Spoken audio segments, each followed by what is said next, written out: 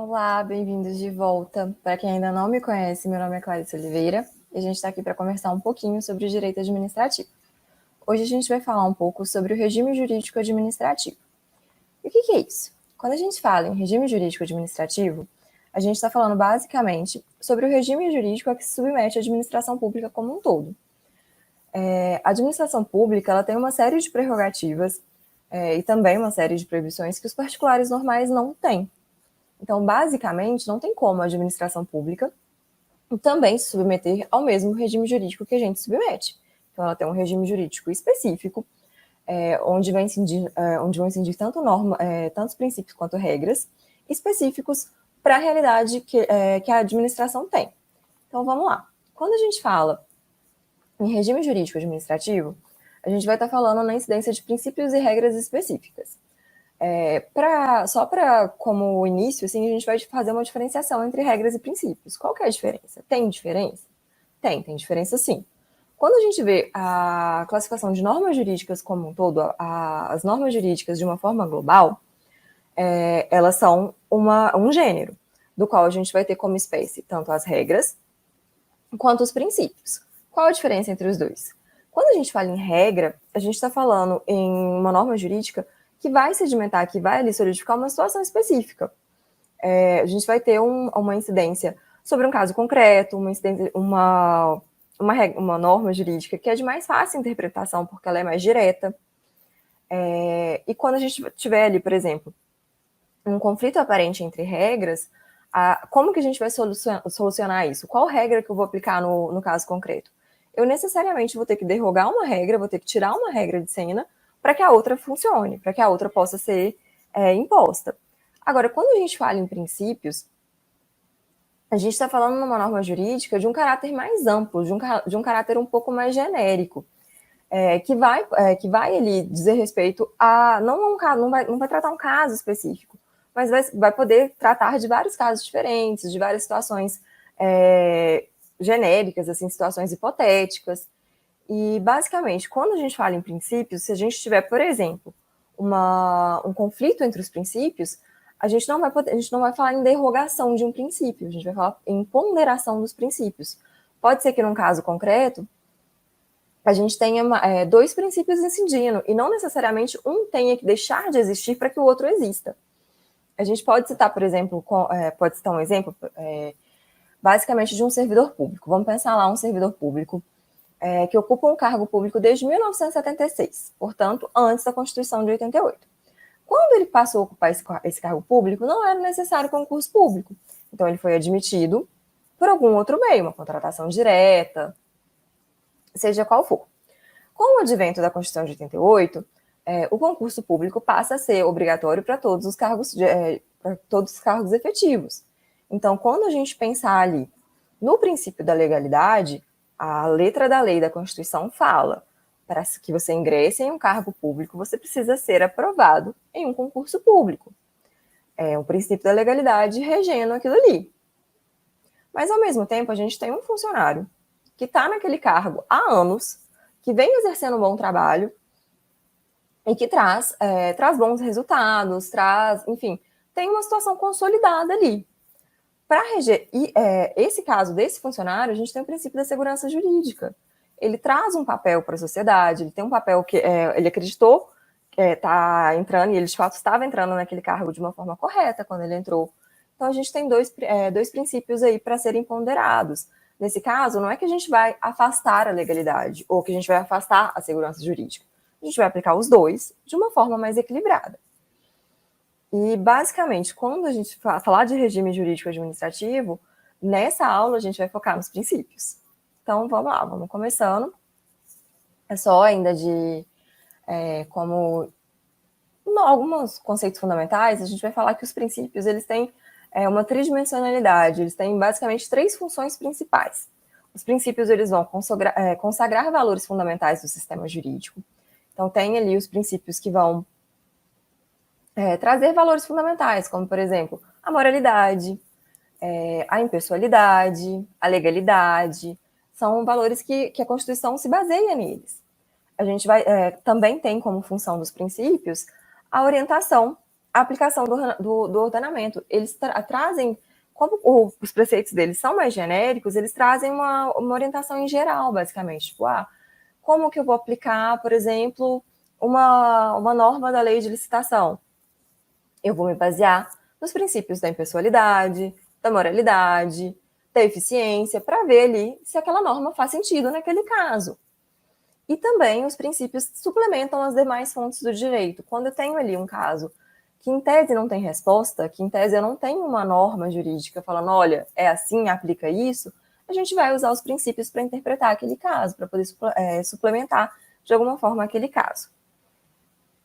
Bom, na sequência, a gente começa a falar um pouquinho sobre as pedras de toque do direito administrativo, ou os princípios magnos do direito administrativo. Quando a gente trata do regime jurídico administrativo, dois princípios principais precisam vir na nossa mente, que é o princípio da supremacia do interesse público e o princípio da indisponibilidade do interesse público.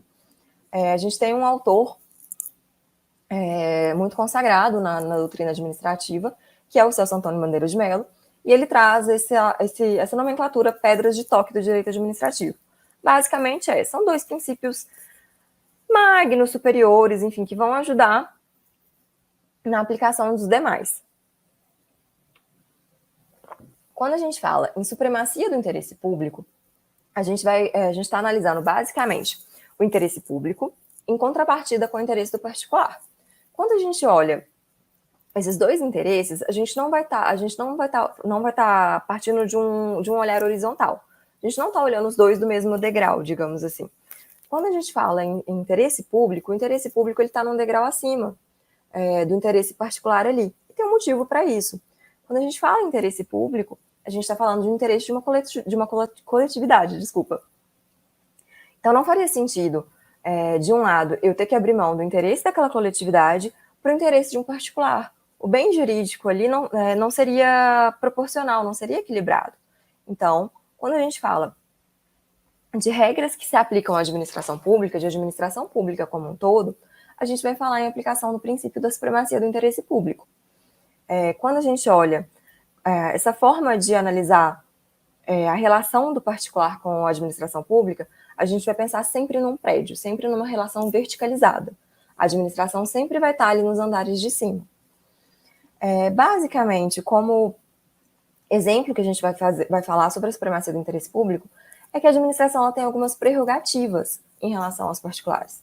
Por exemplo, quando a gente fala em contratos administrativos, a administração vai ter ali cláusulas que a gente chama de cláusulas do príncipe, cláusulas exorbitantes, que vão, de certa forma, proteger, privilegiar a administração. Mas tem um porquê para isso, porque ela precisa dessa proteção, ela precisa desse privilégio para que faça sentido, para que a atuação dela seja realmente em prol da coletividade. Mas, em contrapartida dessa supremacia do interesse público, a gente também tem a indisponibilidade desse interesse público. O interesse público, ele pertence à coletividade, ele não pertence àquele administrador, aquela pessoa física ou jurídica que está ali resolvendo, digamos assim, de frente ali, resolvendo, lidando com aquele problema, ou, de certa forma, representando a administração. O administrador, ele é simplesmente um representante da coletividade. Então, ele não pode abrir mão do interesse público. O interesse não é dele para que se tenha ali uma disponibilidade. Então, princípios magnos que vão reger toda a forma como a administração se mantém, se porta, supremacia do interesse público. O interesse público sempre, quase sempre, vai estar acima ali do interesse particular, e indisponibilidade desse interesse público. O agente público, o administrador, ele não pode abrir mão do interesse público em detrimento para, por exemplo, ter ali benefícios próprios, interesses próprios. Então, começando, falando um pouquinho de interesse público, só para a gente fazer uma diferenciação, a gente tem dois interesses públicos básicos, o interesse público primário e o interesse público secundário. Qual a diferença entre eles? O interesse público primário vai dizer basicamente aquele interesse da coletividade, que é aquele interesse público que a gente não pode abrir mão, é o interesse público que o princípio da indisponibilidade do interesse público está tratando. E, numa segunda via, a gente vai ter o interesse público secundário. que é aquele interesse do Estado enquanto sujeito de direitos. Às vezes é ali aquele interesse do Estado quando ele está atuando, por exemplo, como uma autarquia, como uma empresa pública, como uma sociedade de economia mista. Esse interesse, nem sempre ele vai se sobrepor sobre o interesse particular. Em alguns casos, o interesse do particular vai sim ser observado em relação ao interesse público secundário. Passando. A gente começa, então, a falar propriamente dos princípios que vão reger a administração pública. E a gente começa com os princípios que estão expressos na Constituição. E onde que eles estão expressos na Constituição? Eles estão previstos ali no artigo 37, caput da Constituição, que vai falar: a administração pública, direta e indireta, de qualquer dos poderes da União, dos Estados, do Distrito Federal e dos municípios, obedecerá aos princípios da legalidade, impessoalidade, moralidade, publicidade e eficiência. Aqui eu negritei os princípios, mas eu queria que a gente prestasse atenção numa outra parte. Tem uma parte importante desse artigo, que é basicamente, esses princípios, eles não estão, quando a gente vai aplicar esses princípios, a gente não está falando só do poder executivo, ou só da administração direta, a gente está falando da administração pública, tanto direta quanto indireta, direta e indireta, de qualquer dos poderes da União, dos estados, do Distrito Federal e dos municípios. O que isso quer dizer? Que o Legislativo e o Judiciário também estão subordinados a esses princípios, principalmente quando eles estão ali exercendo a função atípica de administrar. Mas vamos lá. Fiz aqui um quadrinho para tentar ajudar a gravar aí. Por quê? Porque tem questões de prova que vão cobrar simplesmente vão perguntar para vocês quais são os princípios expressos, os princípios constitucionais expressos. Então, a gente vai lembrar sempre dessa siglazinha, LIMP. Principalmente porque tem um jeito fácil de guardar isso aqui. Quando a gente teve a reforma administrativa, que colocou ali o princípio da eficiência entre os princípios previstos no artigo 37, a gente tem que lembrar que essa reforma administrativa ela veio como se fosse uma limpeza da administração pública. Então, a sigla que traz os princípios constitucionais expressos é exatamente LIMP: legalidade, impessoalidade, moralidade, publicidade e eficiência. Então, vamos lá, vamos começar falando um pouquinho de cada um deles. O princípio da legalidade. Além de estar previsto para a administração pública no 37 caput, como a gente viu, o princípio da legalidade ele também está previsto no artigo 5º, inciso 2 da Constituição, que vai falar: ninguém será obrigado a fazer ou deixar de fazer alguma coisa, senão em virtude de lei. Quando a gente fala em legalidade, a gente vai ter que fazer uma diferenciação, porque a gente tem a legalidade para os particulares, para a sociedade como um todo, e a gente tem a legalidade para a administração pública. Qual que é a diferença aqui? Quando a gente está falando em administração pública, a gente vai falar num critério de subordinação à lei. O princípio da legalidade para a administração pública é basicamente a frase: a administração pública pode fazer tudo o que a lei permite, tudo o que a lei diz que ela pode fazer. Já em relação aos particulares, a gente vai ter o critério de não contradição à lei. A gente, enquanto pessoa física, a gente pode fazer tudo o que a lei não impede, tudo o que a lei não proíbe. Então, a gente tem uma liberdade muito maior, digamos assim. A nossa esfera de liberdade é muito maior que a esfera da administração pública. Para a administração pública observar o princípio da legalidade, ela necessariamente tem que agir dentro dos ditames legais, ela não pode extrapolar esses ditames. Ainda falando sobre legalidade, vale a gente fazer uma diferenciação entre legalidade e reserva legal. O princípio da legalidade não se confunde com o princípio da reserva legal. O princípio da reserva legal vai falar que determinada matéria, por exemplo, licitações públicas, precisa ser tratado por meio de uma forma normativa pré-determinada ou estabelecida. A lei de licitação é uma lei ordinária. Ela pode ser tratada como lei ordinária, mas ela não pode ser tratada, por exemplo, ela não poderia ter sido realizada por meio de uma medida provisória. Ela precisava ser por meio de lei ordinária ou de alguma forma superior. Quando a gente fala, por exemplo, no Código Tributário Nacional, antes da Constituição de 88, ele era ele tinha como roupagem a lei ordinária, ele foi realizado como uma lei ordinária. Quando surgiu a Constituição de 88, a própria Constituição falava que a matéria tributária deveria ser tratada por meio de lei complementar. Então, o que aconteceu? Para não ser necessário realizar um novo Código Tributário, o Código Tributário Nacional foi recepcionado pela Constituição de 88 com vestimenta de lei complementar. Basicamente é isso. Reserva legal é a forma que aquela matéria, que aquele regramento tem que ter em relação ao ordenamento, seja ali lei ordinária, lei complementar, emenda constitucional, medida provisória, lei delegada, e por aí vocês vão ver em constitucional, não vai ser em administrativo.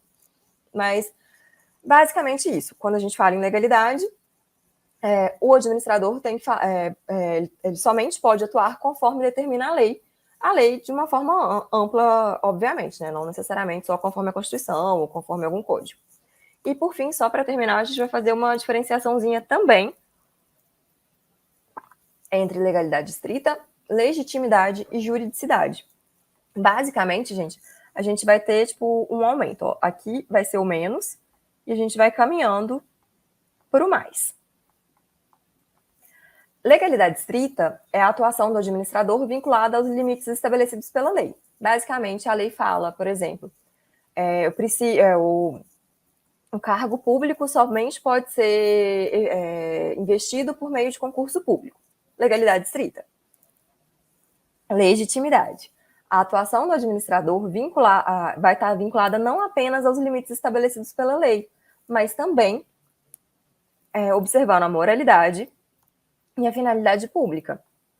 Então, a atuação daquele administrador não pode ser simplesmente obedecer à lei, porque às vezes aquela lei pode ter ali uma ambiguidade, ela pode ser aplicada tanto de uma forma que privilegia a administração pública e privilegia o interesse público coletivo, quanto de uma forma que vai interessar só aquele administrador ali, vai privilegiar só os interesses dele.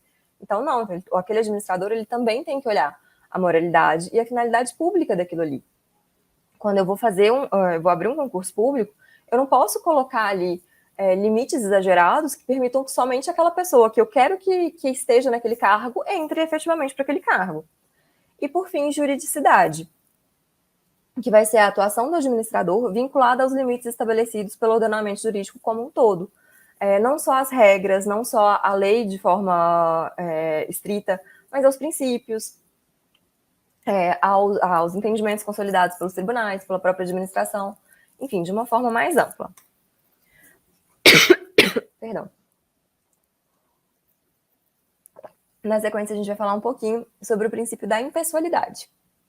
O que é o princípio da impessoalidade? Quando a gente fala em impessoalidade, a gente tem que pensar na administração pública agindo de uma maneira neutra. Basicamente, aquele gestor público ele tem que se afastar de subjetividades. Ele não pode buscar interesse pessoal, interesse de algum amigo, interesse de algum parente.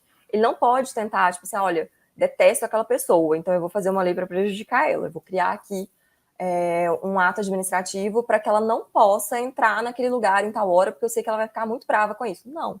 Não é porque eu sou um gestor público que eu tenho uma atuação ilimitada. A minha atuação, ela tem que ser não só dentro da lei, mas ela também tem que ser impessoal, ela tem que ser em prol da coletividade, do interesse público primário ali. Quando a gente fala em impessoalidade, a gente tem um princípio que ele é um pouquinho mais amplo. Não é basicamente só agir de forma impessoal, no sentido de não beneficiar alguém. Essa seria, sim, uma acepção da impessoalidade, principalmente quando a gente pensa ali no concurso público, numa licitação, está ali consagrada a impessoalidade. Mas a impessoalidade ela é formada por 3 acepções básicas. Ela é determinante da finalidade de toda atuação administrativa, que é essa vertente que a gente viu, que todo ato administrativo deve visar o interesse público de uma forma geral, não específico àquele administrador,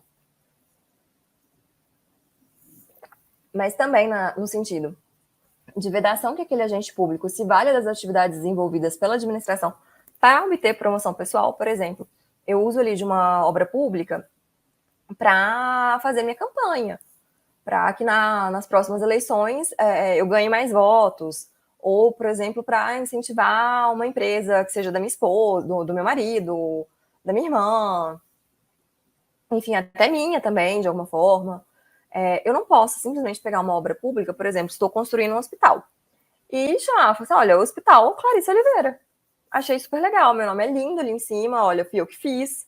Então, na próxima eleição, quando vocês forem eleger alguém, lembra de mim. Ó, meu nome ali no hospital. Não, gente. O agente público, ele não age ali em nome próprio, ele está agindo em nome da administração pública. Então, ele não pode se valer daquele cargo público para promoções pessoais. Isso está errado, isso fere não só a impessoalidade, como a moralidade também. E, por fim, a atuação dos agentes públicos é imputada ao Estado, significando um agir impessoal da administração. Basicamente, gente, quem assina aquilo ali não é o prefeito X, o governador Y, é o Estado. É a prefeitura daquele município, é o governo daquele Estado. Então, é uma forma mais genérica. As atribuições, assim, é um agir impessoal da administração. As realizações, elas não têm que ser atribuídas à pessoa física daquele agente público, mas sim a pessoa jurídica de direito público a qual ele está vinculado, a qual ele está subordinado. Sobre impessoalidade, eu acho que era basicamente isso que a gente tinha para falar. Vale fazer uma diferenciação entre impessoalidade e finalidade, porque tinha alguns autores que entendiam que seriam sim sinônimos, mas não. O princípio da impessoalidade ele se difere do princípio da finalidade. A finalidade pública é algo que o agente visa alcançar, digamos assim. Já a impessoalidade é a ausência de subjetividade, a ausência de, digamos assim, de pessoalidade ali, da imagem daquele agente naquele ato, e não o fim que ele busca. Na sequência, a gente fala um pouquinho sobre o princípio da moralidade. Para mim, um dos princípios que mais cai em prova, é um dos princípios mais importantes também quando a gente está estudando. Mas vamos lá, não tem nada de difícil aqui não. O princípio da moralidade é basicamente uma exigência que aquele agente público, que aquele administrador atue de forma ética, que ele atue visando a probidade, a boa-fé, a moralidade. É um requisito de validade de qualquer ato administrativo. Qualquer ato administrativo, se ele não tiver, se ele não for baseado na moralidade, é um caso de nulidade daquele ato.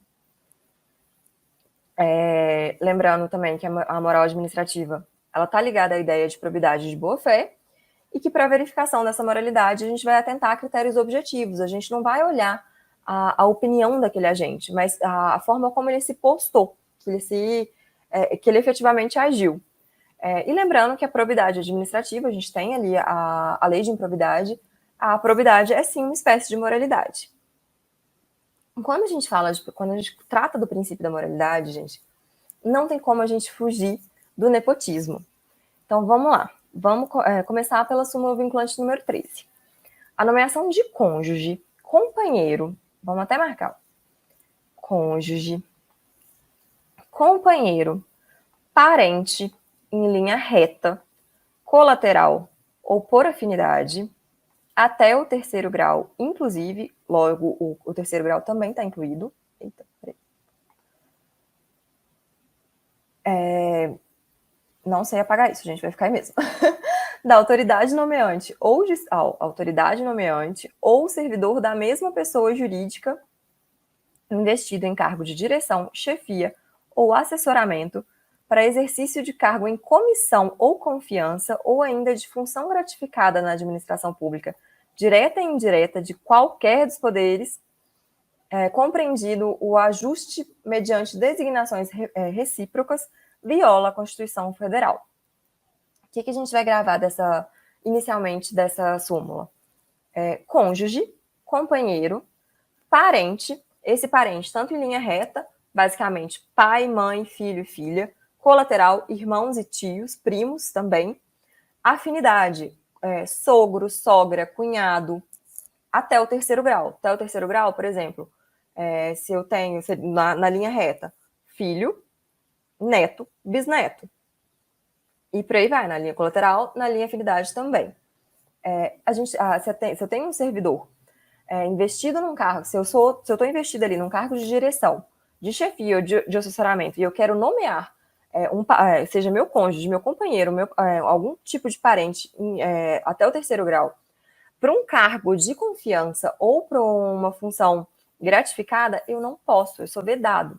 Isso configura nepotismo. O que é o nepotismo? Nepotismo é uma proteção, um apadrinhamento que é dado por aquele agente público superior para o cônjuge, companheiro ou parente contratado por um cargo designado para a função em virtude desse vínculo. Basicamente, aquele parente ele vai exercer um cargo que está subordinado ao meu cargo. E ele só foi nomeado para isso, por interesse próprio meu e dele. Eu não observei ali, por exemplo, não só a moralidade, mas também a impessoalidade. Eu vou ter os dois princípios violados pelo nepotismo. Quando a gente fala em nepotismo, a gente tem que lembrar que também pode ocorrer nepotismo cruzado. O que é isso? Quando eu tenho, por exemplo, um cargo X, eu sou chefe de um cargo X, e eu quero nomear para esse cargo X, eu gostaria de nomear minha irmã, mas eu não posso, porque senão configuraria nepotismo. Então eu vou virar ali para o chefe do cargo Y e falar, olha, você contrata a minha irmã, que em contrapartida eu contrato a sua mãe. E todo mundo fica feliz e a gente não comete nepotismo. Não, isso também é nepotismo. Se isso for verificado, essas nomeações elas são sim nulas e está sim configurado o nepotismo. A gente tem violação tanto à moralidade quanto à impessoalidade. A nomeação de parente para cargo político configura nepotismo? Então, a gente tem um entendimento recente do STF falando que não. Que quando a gente tem a nomeação de parentes para os cargos políticos, a gente não teria nenhuma afronta aos princípios constitucionais, uma vez que a natureza daqueles cargos são cargos eminentemente políticos, de qualquer forma. Quando o STF faz essa exceção do nepotismo, ele está criando aquela diferenciação básica que a gente viu na aula passada, da função administrativa em função administrativa e função política, que a administração pública ela tem essas duas funções. Então, quando o administrador está exercendo a função política, ele pode sim ter nomeações pessoais, porque os cargos são políticos. Agora, quando ele está na função administrativa propriamente dita, não, porque aqui ele não está agindo em nome próprio, aqui ele está agindo em nome da coletividade como um todo. Vamos lá. A gente tem alguns critérios objetivos para a configuração do nepotismo. Isso são critérios que foram colocados num julgado do STF, se não me engano, foi em 2016, tá no material de vocês. Só dá uma olhadinha direitinho lá. Gente, tudo isso tá no material de vocês, tá? Não precisa ficar copiando slide que nem um doido, não. Já tá tudo lá certinho, o material tá até bem mais completo do que isso. Só dá uma olhadinha por lá e os slides são disponibilizados de qualquer forma. Então, vamos lá. Nepotismo. Quais são esses critérios objetivos? Ajuste mediante designação recíproca, quando inexistente a relação de parentesco entre a autoridade nomeante, ocupante do cargo de provimento em comissão ou função comissionada. Relação de parentesco entre a pessoa nomeada e as autoridades nomeantes, é o nepotismo clássico. Relação de parentesco entre a pessoa nomeada, ocupante de cargo de direção, chefia ou assessoramento ou a quem ele estiver subordinado. Às vezes eu tenho o nepotismo não entre o chefe e o subordinado direto. Pode ter uma pessoa no meio dele que também tem interesse, por isso que é responsável por essa nomeação e que vai nomear por interesse próprio também. Relação de parentesco entre a pessoa nomeada e a autoridade que exerce ascendência hierárquica ou funcional sobre a autoridade nomeante. Na verdade, o exemplo que eu dei é desse, gente.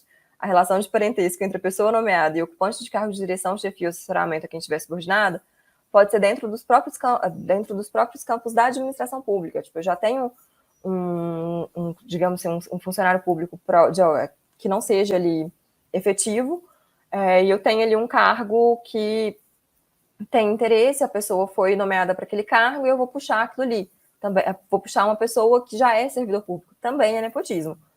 Se tem interesse próprio ali, é sim configurado o nepotismo. E por fim, só para a gente fazer uma diferenciação entre cargo em comissão e função de confiança. Qual que é a diferença entre eles?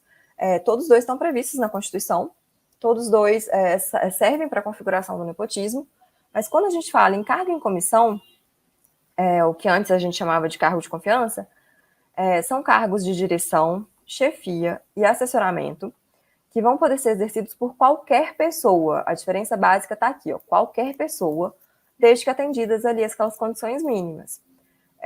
A gente tem ali um limite mínimo previsto em lei, que uma vez presentes os requisitos mínimos também, de cargos que são providos por meio de cargos de comissão. Mas não pode ter o vínculo ali entre aquele administrador público e o nomeado. Quando a gente fala em função de confiança, também vai servir para direção, chefia e assessoramento. Mas nesse caso, aquele cargo ele só vai poder ser atribuído a quem já detém um cargo efetivo. Quem já é um funcionário público propriamente dito. Ele vai ter ali um acréscimo de responsabilidade. Ele já trabalhava ali naquela repartição, ele já tinha ali uma função, e quando teve ali aquela troca de chefe, por interesse pessoal daquele chefe, falou assim, olha, não, eu te dou aqui o cargo de direção, o cargo de chefia, porque eu acho mais interessante, porque para te beneficiar, para me beneficiar, e por aí vai. Basicamente, aquele servidor ele vai ganhar um acréscimo remuneratório. Quando a gente tem um servidor exercendo função de confiança, ele vai sim ter um acréscimo de remuneratório, que é chamado de gratificação por função de confiança. A função de confiança, gente, ela vai ser sim exercida por um servidor público, mas a gente tem que observar o nepotismo nesse caso.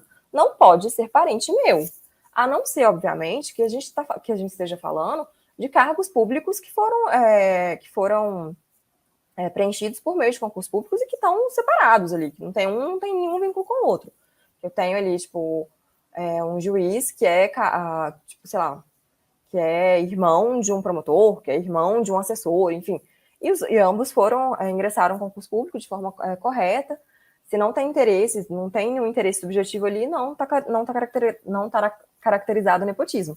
Mas se tiver, tá sim, e também nos cargos de função de confiança. Bom, para terminar esse bloco, a gente vai fazer algumas questões rapidinho. Deixa eu só ver como é que tá aqui. Vou ficar menorzinho aqui embaixo para ficar mais fácil para vocês lerem. Eu acho que assim eu tampo a outra, né? Então vai ser assim mesmo. Bom, vamos lá. Questão número 1. O regime jurídico administrativo caracteriza-se, letra A, pelas prerrogativas e sujeições a que se submete a administração pública. Tá correto. É exatamente o conceito que a gente viu lá de regime jurídico administrativo. São prerrogativas e sujeições que aquele administrador tem em relação a que a administração pública como um todo tem em relação aos particulares. Então, resposta certa, letra A. Mas vamos lá. Pela prevalência da autonomia da vontade do indivíduo. Não, como a gente viu lá, a gente tem a supremacia do interesse público e não a supremacia do interesse particular. E a questão pergunta exatamente sobre o regime jurídico administrativo. Letra C. Por princípios da teoria geral do direito. Não, a gente até tem princípios gerais que vão ser aplicados ao regime jurídico administrativo, mas ele tem regimes próprios também, não é só esses princípios gerais, digamos assim. Letra D, pela relação de horizontalidade entre o Estado e os administrados. Não, como a gente viu, a relação ela não está assim, ela está assim, é uma relação de verticalidade. E letra E, pela aplicação preponderante de normas de direito privado. Não, toda vez que a gente estiver falando sobre regime jurídico administrativo, sobre administração pública, a gente tem a aplicação preponderante de normas de direito público. Questão número 2. Acerca do regime jurídico administrativo e do controle da administração pública, julgue o próximo item.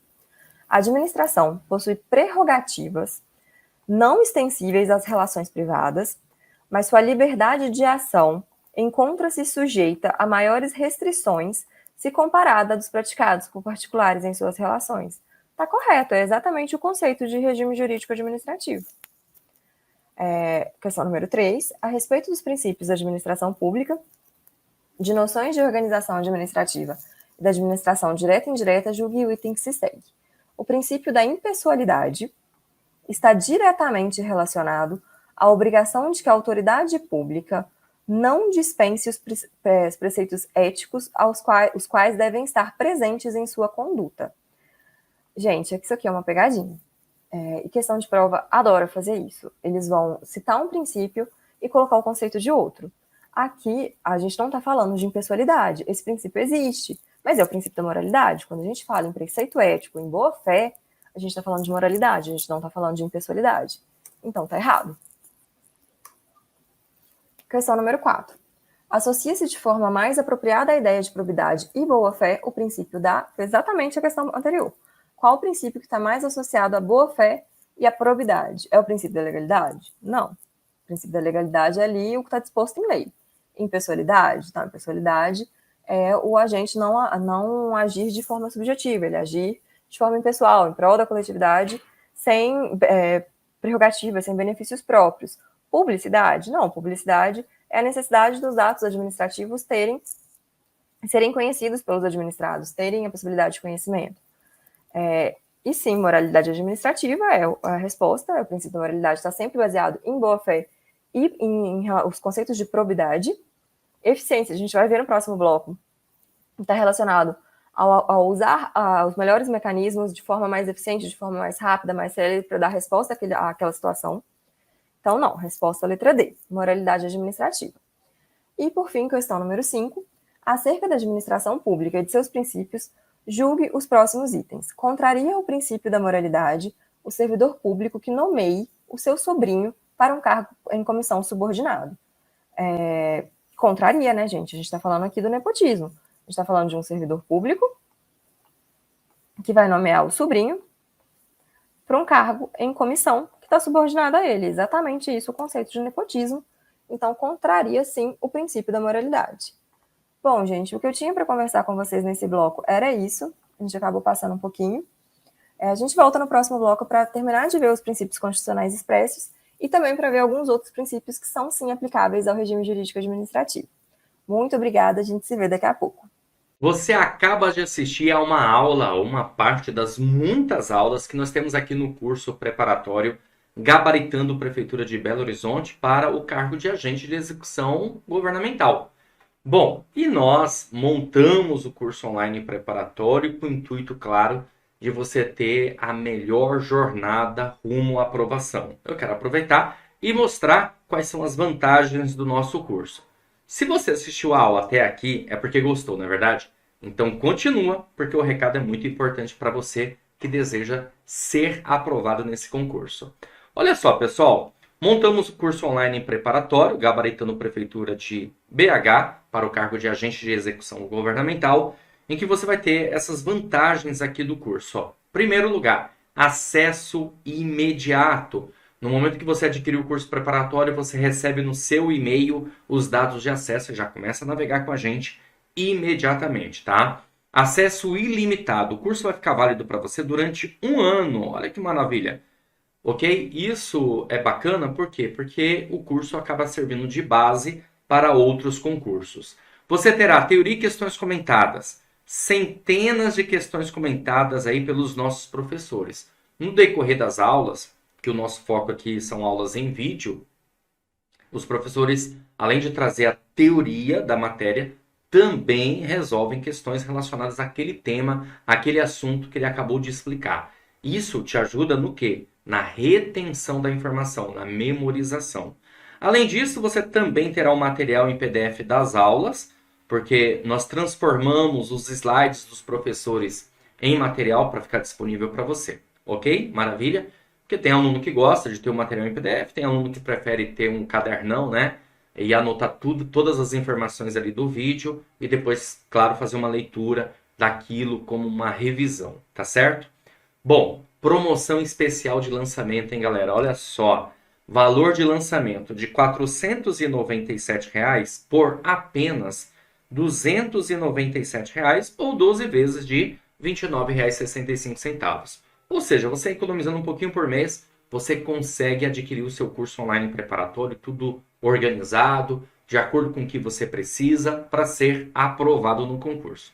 Mas eu tenho uma surpresa boa para vocês, olha só. Cupom especial de desconto, é isso mesmo, ó. Cupom especial de desconto, válido até o dia 31 de julho. Olha, em cima desse valor, tá? De R$ 297, nós ainda vamos te dar mais um cupom de desconto para você utilizar na sua matrícula. Como que você vai fazer para adquirir o cupom de desconto? Vai entrar em contato conosco pelo WhatsApp, tá aí o número 11 97465 6052. Você vai chamar e vai falar, né, que você quer o seu cupom especial de desconto para o curso Gabaritando Prefeitura de Belo Horizonte cargo agente de execução governamental. Um dos nossos consultores vai te atender, vai repassar o seu cupom de desconto para você ter um desconto ainda em cima desse valor que já está em conta, que já está barato, tá certo? Lembrando que o cupom especial de desconto é válido até o dia 31 de julho. Então clica no link aí abaixo, na descrição aí, você vai conhecer o curso preparatório, saber as informações, quantidade de aulas por matéria, tá certo? E chama no WhatsApp para conseguir o seu cupom de desconto, se você estiver me assistindo até o dia 31 de julho. Após o dia 31, aí o valor é de 297 ou 12 vezes de 29,65. Então aproveite e faça a sua matrícula o quanto antes. Estou te aguardando, hein? Então clica agora e chama no WhatsApp para fazer a matrícula no curso preparatório. Grande abraço e até mais.